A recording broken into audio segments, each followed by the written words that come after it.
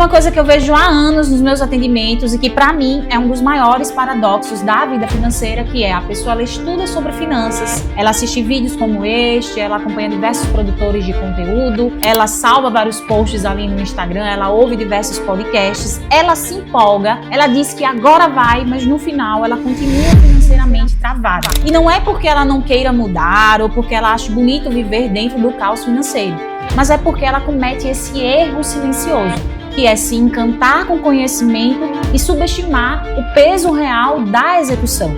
E esse erro ele é mais comum do que o que parece, porque aprender sobre dinheiro é estimulante, mas viver isso na vida real dá trabalho.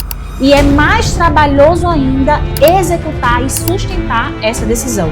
E é sobre isso que eu quero conversar com você no vídeo de hoje. O que aconteceu é que o tema educação financeira, desde a pandemia, ele cresceu muito, ele explodiu, na verdade. E aí muitas pessoas, elas despertaram e começaram ali a criar uma consciência de que precisavam aprender sobre dinheiro. Isso é tão óbvio que muitas pessoas que me procuram lá no direct, no Instagram, ou me procuram para processo de mentoria, elas já vêm com esse discurso de que, eu não aprendi a educação financeira com os meus pais. Só que eu, do outro lado, observo muitas vezes que a pessoa ela nem entende o que é de fato educação financeira. Porque a educação financeira não é só esse compilado de conhecimento, de técnicas que você vai aprender sobre dinheiro. A educação financeira também exige de você essa mudança de comportamento, de instalar novos hábitos, e é nisso que o processo ele fica bem mais trabalhoso do que apenas ter acesso a esse conhecimento. E aí, assistindo esse vídeo, talvez você cometa esse mesmo erro ou você já venha cometendo esse mesmo erro. Você vai ficar aqui super empolgado, motivado, mas no final você não vai conseguir realmente executar. E isso acontece na vida real. Eu vejo isso quando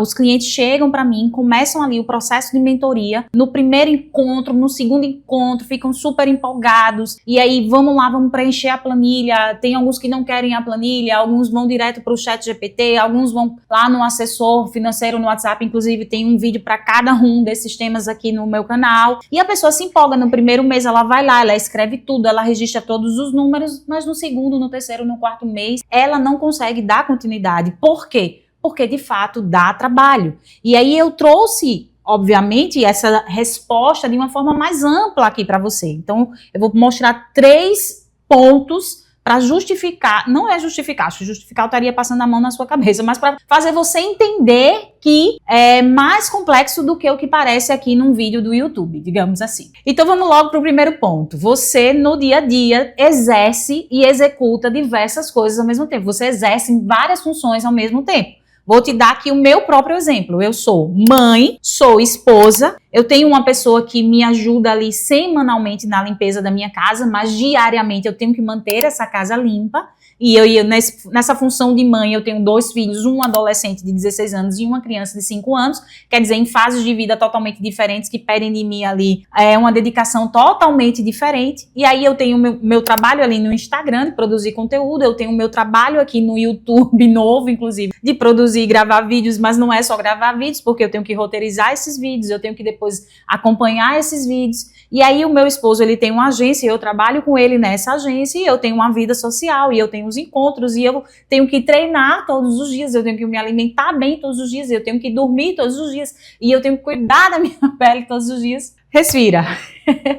Isso é a vida real. A vida real exige de você, nessa agenda tão cheia e tão complexa, para você que quer de fato sair desse percentual, né, extrapolar esse percentual aí de pobreza, sair desse, não extrapolar, mas sair desse movimento aí, desse estágio de pobreza, vai exigir de você que você, nessa loucura aí dessa sua agenda, dessas diversas funções, você coloque um espaço para fazer o que tem que ser feito. Então não é, eu entendo mesmo que não é porque você não queira, é porque existem diversas coisas acontecendo ao mesmo tempo, mas enquanto você não colocar isso como prioridade, de fato você vai continuar cometendo esse erro para sempre. Segundo ponto, a gente consome ultimamente cada vez mais informações de forma muito rápida. Então nós ficamos ali, né, no Instagram, no TikTok ou até mesmo aqui no YouTube, passando vários vídeos.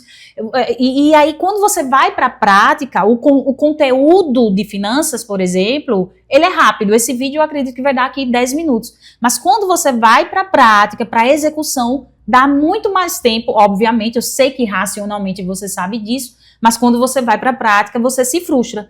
Porque é tão rápido acessar esse conteúdo, mas na vida real pede de mim muito mais tempo. Eu vou te dar um exemplo, que eu estava inclusive conversando com o Manuel antes de finalizar aqui o roteiro.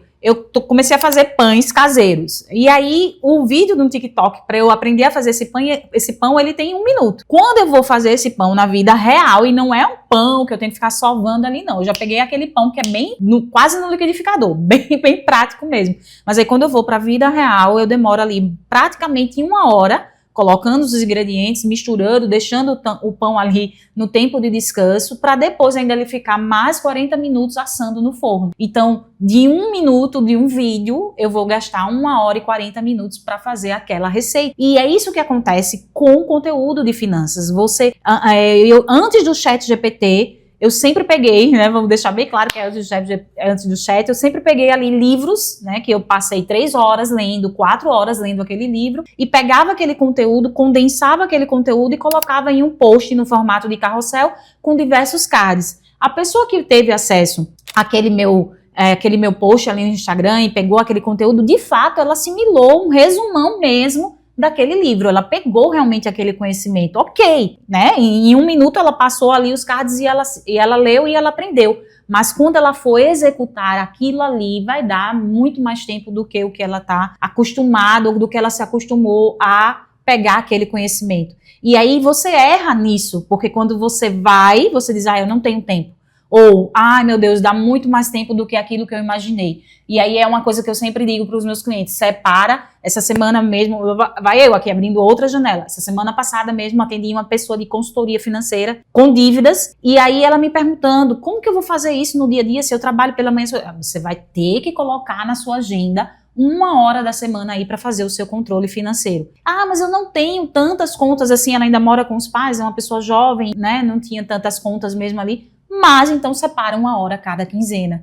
Por quê? Na vida real, 1 hora é pouco, mas começa colocando pelo menos 1 hora. Então esse é o segundo ponto. Vamos para o terceiro ponto. E esse terceiro ponto, você com certeza já ouviu falar, mas eu quero reforçar. Você tem aí padrões bem estabelecidos, bem sólidos na sua vida com relação ao dinheiro. Não só com relação ao dinheiro, mas com relação a todas as outras áreas da sua vida. Mas vamos trazer aqui para o dinheiro.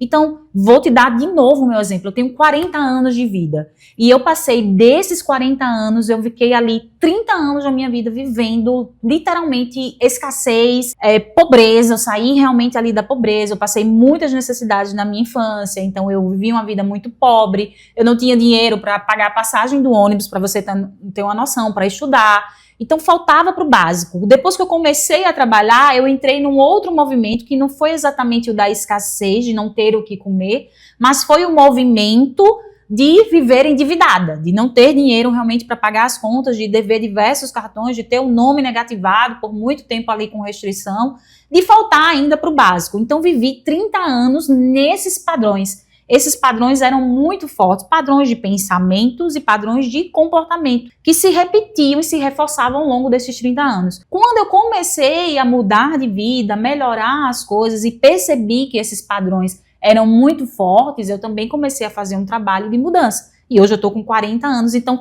tem 10 anos, vamos colocar aí com mais intensidade, 5, 6 anos, que eu venho reestabelecendo novos padrões na minha vida financeira.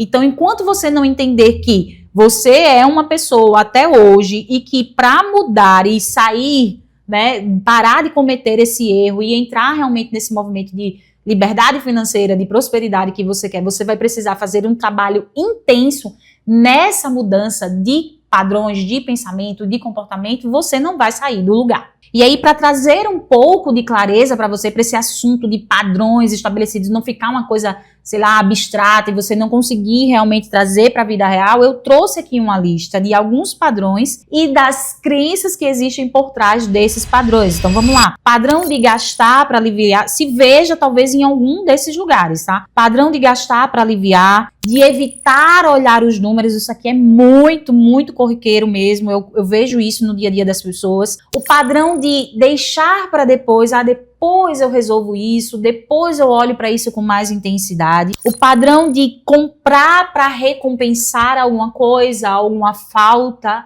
alguma ausência.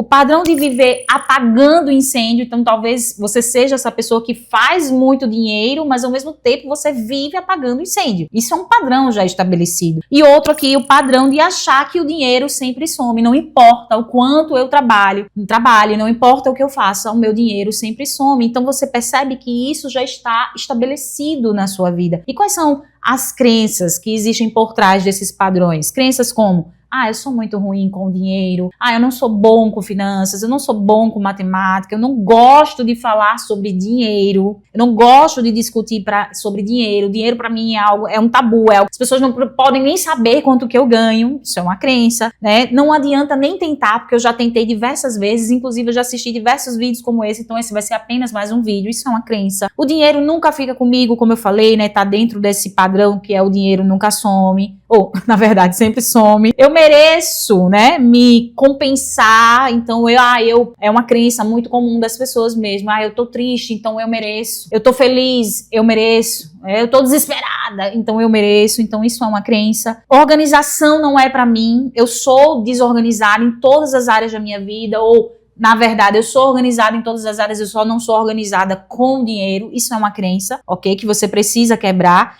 E eu não consigo manter isso por muito tempo. Eu sempre começo, mas eu nunca consigo concluir, ou eu não consigo dar continuidade. Então, essas são crenças que também estão estabelecidas e precisam ser reestruturadas, né? Você não vai apagar a sua memória, você não vai apagar a sua história. Você vai reescrever, reestruturar novas crenças, consequentemente, novos padrões. E agora que eu trouxe todo esse conhecimento para você, te mostrei o teu erro e o porquê de você cometer esse erro, eu quero saber o que você vai fazer. Se você vai pegar esse vídeo aqui e colocar esse conteúdo lá na sua gavetinha dos conteúdos de finanças, ou se você vai realmente para a execução, entendendo que vai dar trabalho, mas que é necessário para que você realmente tenha resultados diferentes. Aproveita, coloca para mim aqui nos comentários qual é a sua maior dificuldade. É adquirir conhecimento ou realmente ir para a mão na massa, para a prática, para a execução. Espero que tenha feito sentido para você e eu te espero no próximo vídeo.